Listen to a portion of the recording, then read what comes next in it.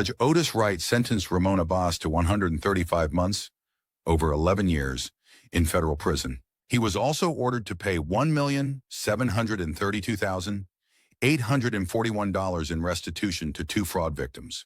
Abbas bragged on social media about his lavish lifestyle, a lifestyle funded by his involvement in transnational fraud and money laundering conspiracies targeting victims around the world, said United States Attorney Martin Estrada. Ramon Abbas, a.k.a. Hush Puppy, targeted both American and international victims, becoming one of the most prolific money launderers in the world, said Don Alway, the assistant director in charge of the FBI's Los Angeles field office.